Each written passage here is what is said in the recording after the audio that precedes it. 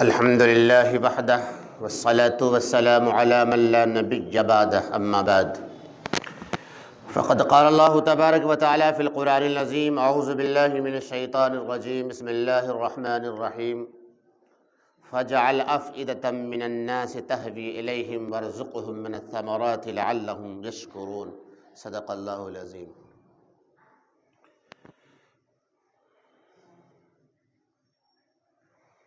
حضرت سیدنا ابراہیم علیہ الصلاۃ والتسلیم خانہ کعبہ کی تعمیر اور اس کی تکمیل پر حضرت ابراہیم علیہ السلام نے اللہ رب کریم سے دعا فرمائی کہ اے رب کریم مولا،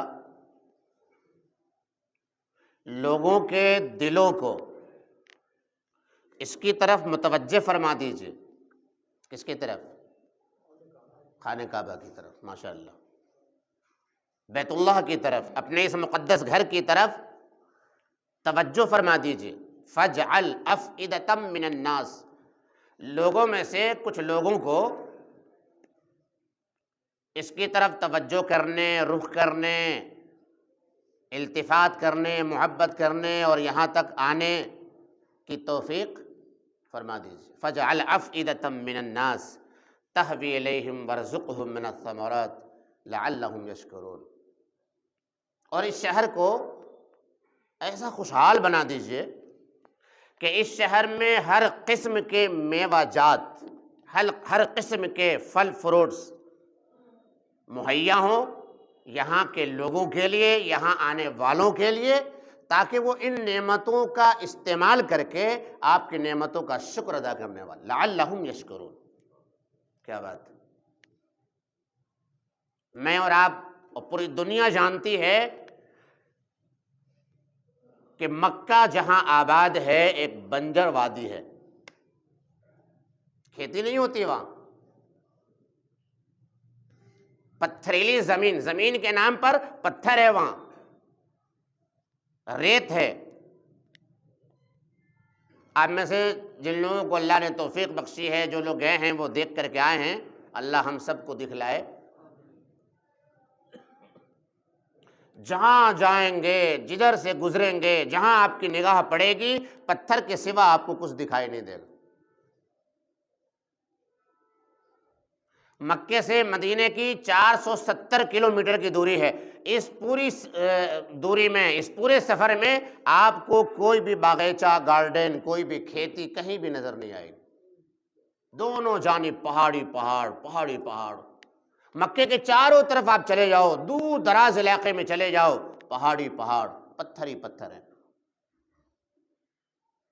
اور حضرت ابراہیم علیہ السلام کیا دعا فرما رہے ہیں کہ رب کریم مولا، اس شہر کو آپ ایسا بنا دیجئے کہ یہاں ہر وقت پھل ملا کرے، ثمر ملے، فروٹس، کہ جب چاروں طرف سے لوگ یہاں آئیں، مہمان آئیں آپ کے اس گھر کے طواف کے لیے، اس گھر کے زیارت کے لیے، تو وہ پھلوں کو کھائیں، لطف اندوز ہو، قوت حاصل کریں، خوش ہوں، اور پھر ان نعمتوں کے بعد آپ کی ان نعمتوں کا شکر ادا کریں، لعلہم یشکرون۔ قسم ہے اس اللہ کی ذات کی جو اس شہر مقدس کا مالک ہے، جو اس بیت اللہ کا مالک ہے اور اصلی مالک ہے، جس کا وہ گھر ہے بیت اللہ کا خانہ کعبہ، کہ جب ہم وہاں جاتے ہیں تو ہم یہ دیکھتے ہیں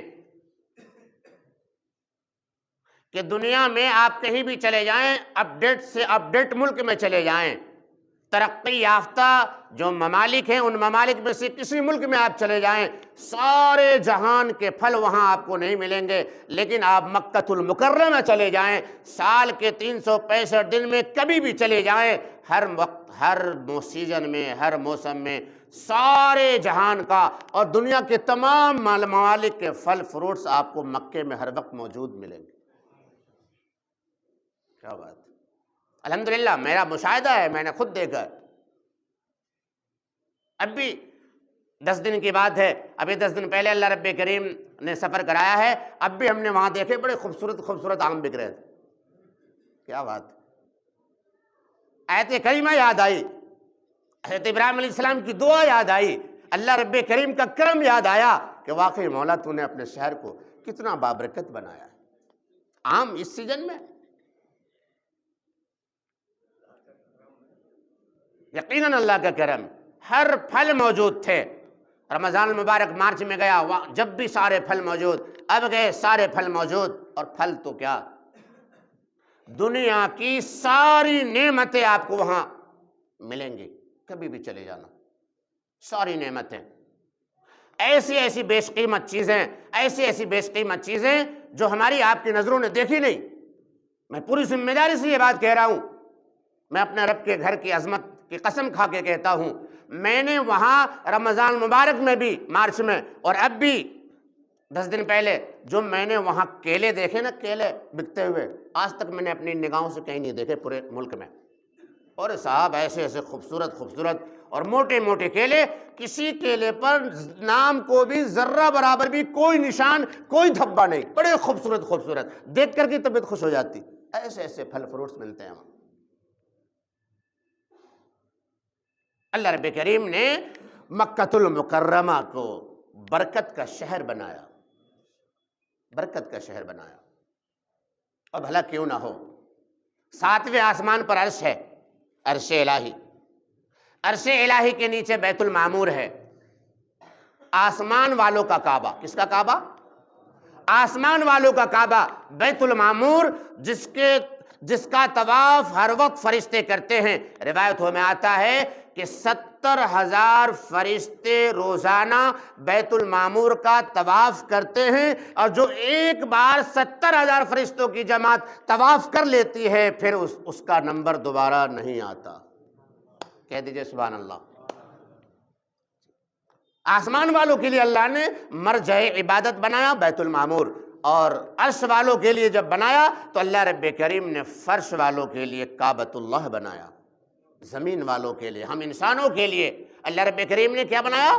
بیت اللہ، خانہ کعبہ۔ ٹھیک بیت المعمور کے نیچے اللہ رب کریم نے اپنا ایک گھر عطا فرمایا۔ یہ دنیا اللہ نے جو بنائی ہے میرے دوستوں، میرے بھائیوں، اپنی عبادت کے لیے بنائی۔ یہ دنیا کا بنانا، دنیا میں انسانوں کا بھیجنا، اور پھر ہمارے آنے سے پہلے اللہ رب کریم نے تمام چیزوں کا انتظام فرمایا۔ زمین بچھائی، فلک سجایا، پیڑ پودوں سے زمین کو خوبصورت بنایا، آبشاریں، نہریں، دریا، سمندر، پیڑ پودے، پھل فروٹ، سبزیاں، غلے، اناج، ترکاریاں، کپڑے لتے، جڑی بوٹیاں، علاج، معالجہ، ہر چیز اللہ رب کریم نے پہلے یہاں نازل فرمایا، پیدا کیا، پھر ہمارے ابا آدم کو بھیجا کہ جاؤ بسو، مزے لو۔ اور اس بنجر زمین پہ، اس مکے کے اس وادی میں، جب حضرت ابراہیم علیہ السلام، یاد ہوگا آپ کو کہ حضرت ابراہیم علیہ السلام جب وہاں گئے تھے تو جب تو کچھ بھی نہیں تھا، یہ شہر ہی بسایا ہوا ہے۔ حضرت ابراہیم علیہ السلام، حضرت اسماعیل علیہ السلام اور حضرت ہاجرہ علیہ السلام۔ فرمایا اللہ رب کریم نے وَمَن دَخَلَهُ كَانَ آمِنًا، کیا بات، وَمَن دَخَلَهُ كَانَ آمِنًا، جو میرے شہر میں داخل ہوا، جو میرے گھر میں آیا، جو میرے گھر میں داخل ہو گیا، وہ مامون ہو گیا۔ وَمَن دَخَلَهُ كَانَ آمِنًا، امن پا گیا۔ جانتے ہیں کہ عرب کتنے جنگجو تھے، کتنے لڑاکو تھے، فتنہ فساد ان کے اندر کس قدر برپا تھا، لیکن اللہ رب کریم نے اس گھر کو وہاں تعمیر فرما کر یہ فرما دیا کہ دیکھو یہ امن کا گھر ہے، یہ امن کا شہر ہے، اور دنیا جانتی ہے۔ اب تو الحمدللہ ہمارے جو دوسرے مذہب کے جو بھائی لوگ ہیں، غیر مسلم حضرات، چاہے وہ کسی مذہب کے ماننے والے ہیں، وہ بھی مکے اور عرب کے امن و امان، وہاں کے رول ریگولیشن، وہاں کی تہذیب، وہاں کا کلچر اور وہاں کی ڈسپلین کی مثالیں دیتے ہیں۔ دیتے نہیں دیتے، مثالیں دیتے ہیں۔ ہمارے غیر مسلم بھائی جو ہمارے ملک ہندوستان کے رہنے والے، جب وہاں رہتے ہیں، وہاں سے آتے ہیں، ان سے ملو، ان کی کارگزاریاں سنو، وہ کتنی تعریفیں کرتے ہیں۔ یہ اللہ رب کریم کا معجزہ ہے اس شہر، یہ شہر اور بیت اللہ اللہ رب کریم کا معجزہ ہے۔ روایت میں آتا ہے کہ اللہ رب کریم نے جب دنیا کو بسانا چاہا تو سب سے پہلے اللہ کے نبی صلی اللہ تعالی وسلم ارشاد فرماتے ہیں، حضرت عبداللہ ابن عباس راوی ہیں اس حدیث کے، فرماتے ہیں حضرت عبداللہ ابن عباس کہ اللہ کے نبی جناب محمد رسول اللہ صلی اللہ تعالی وسلم نے ارشاد فرمایا کہ اللہ زمین کا وہ ٹکڑا جو سب سے پہلے بنایا گیا وہ جگہ ہے جہاں پہ کعبۃ اللہ ہے، جہاں پہ کعبۃ اللہ۔ حیثما کنتم فولوا وجوہکم شطرہ، اللہ رب کریم فرماتا ہے کہ تم جہاں کہیں بھی رہو، جہاں کہیں بھی رہو، تم اپنا رخ میرے اس مقدس گھر کی طرف کیا کرو۔ حیثما کنتم فولوا وجوہکم شطرہ، تمہارا قبلہ کیا ہے؟ کعبہ۔ قبلہ کیا ہے؟ کعبہ۔ جہاں کہیں بھی رہو، آج دیکھ لیجئے پورے عالم میں، پوری دنیا میں انسان سمندر میں چل رہا ہو، ہوائی جہاز میں اڑ رہا ہو، جنگل میں ہو، پہاڑیوں کے اوپر ہو، گاؤں میں، شہر میں، دیہات میں، کہیں بھی ہو، جب نماز کا وقت آتا ہے تو وضو کر کر فوراً وہ بندہ تلاش کرتا ہے کہ میرا قبلہ کدھر ہے، میرا قبلہ کدھر ہے۔ آپ دنیا کے کسی عالم سے مسئلہ معلوم کر لیجئے، کسی بھی مفتی سے آپ فتویٰ معلوم کر لیجئے، نماز میں اگر آپ کا قبلہ جان بوجھ کر چینج ہو گیا، آپ نے قبلے کا رخ نہیں کیا، اور آپ چاہے کتنے بڑے عالم ہیں، فاضل ہیں، وقت کے امام ہیں، اگر آپ نماز پڑھتے ہیں آپ کا رخ قبلے کی طرف نہیں ہے تو آپ کی نماز کیا بات نہیں ہوگی۔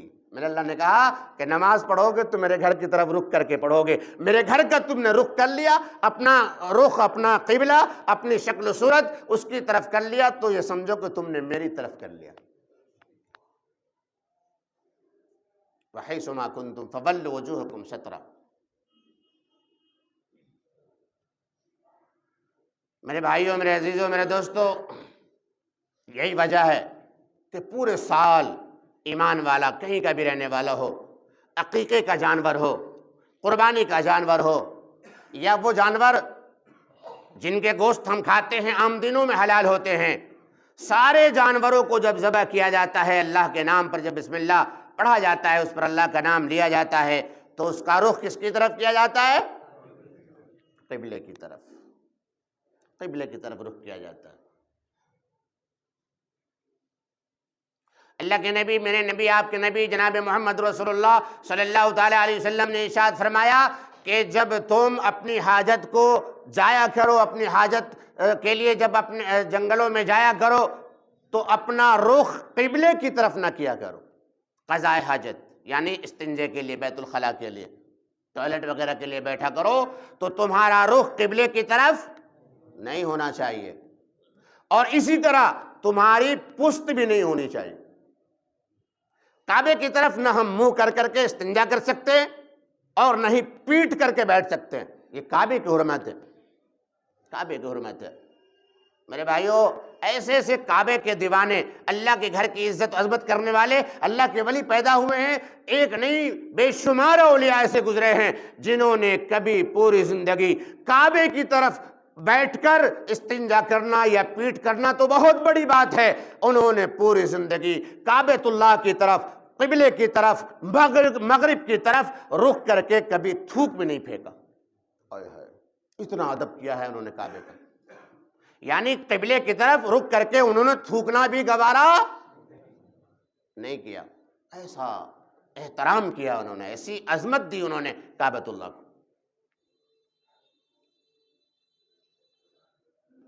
اللہ کا یہ گھر بیت اللہ، اس سے اللہ رب کریم بے پناہ محبت فرماتا ہے۔ میرے اور آپ کے نبی جناب محمد رسول اللہ صلی اللہ تعالیٰ علیہ وآلہ وسلم نے خانہ کعبہ سے محبت کا علی اعلان اقرار بھی فرمایا اور اظہار بھی فرمایا اور اعلان بھی فرمایا کہ اے کعبۃ اللہ، میں محمد تم سے محبت کرتا ہوں۔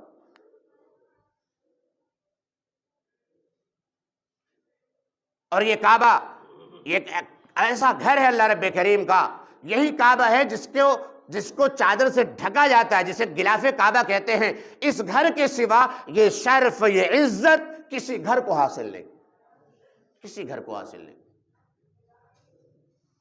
اللہ کے نبی جناب محمد رسول اللہ صلی اللہ تعالیٰ علیہ وسلم نے خود اپنے دستے مبارک سے یمنی چادر کا غلاف کعبے پر ڈالا تھا۔ پھر خلفائے راشدین نے، حضرت امیر معاویہ رضی اللہ تعالیٰ عنہ سال میں 2 دفعہ غلاف کعبہ چڑھاتے تھے۔ حضرت امیر معاویہ رضی اللہ تعالیٰ عنہ، خلیفہ ہارون رشید کے صاحبزادے حضرت مامون الرشید سال میں 3 بار بیت اللہ کی چادریں تبدیل فرمایا کرتے تھے۔ اور اب تو الحمدللہ کعبۃ اللہ کا جو غلاف ہے نا، جو چادر مبارک ہے، اس کے لیے تو پورا ایک پلانٹ لگا ہوا ہے، پوری ایک فیکٹری لگی ہوئی ہے۔ پورے سال اس فیکٹری میں اللہ کے اس کعبے کے غلاف کے علاوہ، چادر کے علاوہ کچھ بنتا ہی نہیں۔ ایک چادر چڑھی اور دوسری چادر بننی تیار ہوتی ہے، اور پورا 1 سال لگتا ہے بیت اللہ کی چادر کو بنانے، سنوارنے، نکھارنے اور خوبصورتی سے مزین کرنے میں۔ وہ چادر اتنی بیش قیمت ہے، جب غلاف کعبہ، جب کعبے پر وہ چادر پڑ جاتی ہے، اللہ کی قسم اس کعبے کی چادر سے جس کا ہاتھ لگ جائے، کپڑا لگ جائے، جسم کا کوئی مبارک ٹچ ہو جائے، اللہ رب کریم کی ذات سے امید ہے کہ اس شخص کو اللہ رب کریم معاف فرما دے گا۔ میرے اور آپ کے نبی جناب محمد رسول اللہ صلی اللہ تعالیٰ علیہ وسلم ارشاد فرماتے ہیں کہ 120 رحمتیں کعبے پر ہر دن نازل ہوتی ہیں۔ کتنی؟ 60 رحمتیں تو طواف کرنے والوں پر۔ کس پر؟ 60 رحمتیں بیت اللہ کا طواف کرنے والوں پر، اور 40 رحمتیں وہاں نماز پڑھنے والوں پر، اور 20 رحمتیں کعبہ کو محبت سے دیکھنے والوں پر۔ یہی ایک ایسا گھر ہے جس کے دیکھنے میں بھی عبادت ہے، اجر ہے، ثواب ہے۔ جب تک ہماری نگاہ کعبے پر ٹکی رہتی ہے، جمی رہتی ہے، ہم کعبے کو دیکھ رہے ہوتے ہیں، اللہ رب کریم اتنی گھڑی کو عبادت میں شمار فرماتا ہے۔ نیت کرو، پورا مجمع نیت کرے کہ انشاءاللہ ہم موت سے پہلے اللہ کا یہ گھر ضرور دیکھ کر آئیں گے انشاءاللہ۔ اللہ تعالی ہم سب کو قبول فرمائے۔